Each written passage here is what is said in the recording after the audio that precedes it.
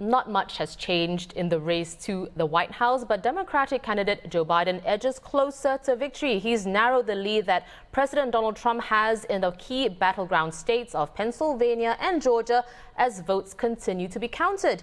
In Georgia, in fact, Mr. Biden is trailing by just 400 or so votes, and that's according to the New York Times and CNN. But Mr. Trump has doubled down on his claim that he has won the election, suggesting on Twitter that votes left to be counted in battleground states, which could decide the election, should deemed illegal. Well, as it stands now, 5 states are still undecided. If we include Arizona, that would be 6. Some news outlets haven't called Arizona for Mr. Biden just yet. So if 6 states haven't been called, Mr. Biden has 253 votes. And if Arizona is included in the mix, then he has 264. Meanwhile, Mr. Trump's vote count stands at 214. Jeremy Au Yong is back. Now, he's the former US bureau chief at the Straits Times. Jeremy, the top line numbers haven't changed. Mr. Biden is leading with 253 votes.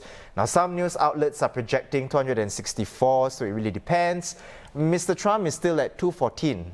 Has there been any progress beneath the surface of these numbers? I think Olivia already covered some of the changes that have, that have taken place in the time. What was it? 3.5, 4 hours since we last spoke. Yep. So top line numbers, you're right. Nothing has changed. 253 or 264, depending on the outlet. But the gap in the different states that matter have changed. Most interestingly is Georgia, because Georgia it was a lead of few 100,000, I think, on election day itself. Now, 3 days later, it is down to less than 500. I believe that there are around 2,500 votes still left to count. It could be enough to flip the state to Joe Biden. We will have to see. The race has also narrowed in Pennsylvania.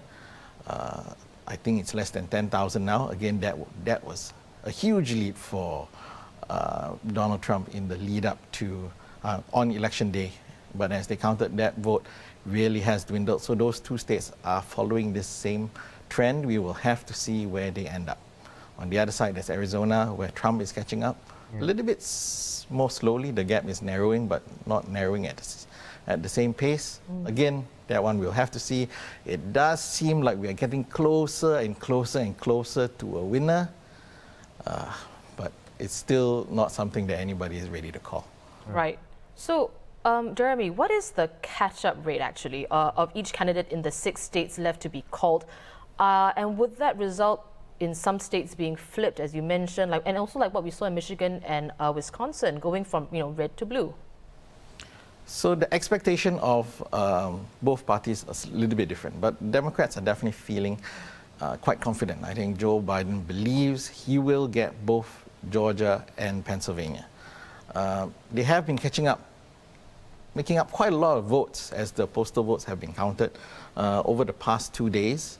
It hasn't come in at a steady rate. It's been really this drips and drabs of votes coming in. Sometimes they report 1,000, sometimes it's just a few hundred votes come in. And it's almost, you don't even know when you're going to get the data. So it's been coming in slowly, but every time data has come in, every time they've counted more votes, especially in Georgia and in Pennsylvania, Joe Biden has closed the gap. He's closed the gap, he's closed the gap, he's closed the gap. Now he's almost tied with Donald Trump. If he's right, and if current trends hold, I think most experts, the people who do this kind of projections, most of them believe that if it follows this kind of trend, if the same margin every time vote totals come in and Joe Biden takes such a large majority of them, if that trend continues, then you will see that map, which on the right, in our map, you see it's all pink now. Yeah. Quite likely you may see Pennsylvania or Georgia flip blue. Light blue. Light blue, right? Light blue, until somebody calls it. Yes, correct. We got to be sure of that, yeah. So it might flip blue, but that is, again, on the assumption that the trend that we have seen this past 2 days holds. That's not always a safe assumption to make. We will just have to see. Right. And if those states do flip blue, it would mean, because Joe Biden is very close to securing the 270 he needs. If those states flip blue, then the race would be called. And we would have a president then. Yes, then we would know who the next American president would be.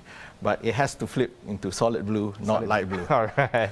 Now, Jeremy, we want to focus on President Donald Trump. Now, earlier today we heard him claiming that the election is rigged without giving any evidence. He also doubled down on Twitter, writing that he's won with legal votes cast.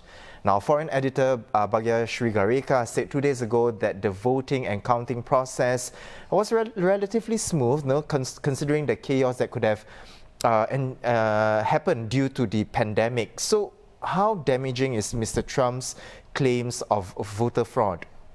Yeah, so his speech this morning, I think not really something that we can go through. There's a lot in it. There's a lot in there to unpack. I think a lot of the American news outlets actually cut away from him while he was speaking. They cut away from him because they wanted to fact check him. And there's been a lot of fact checking going on.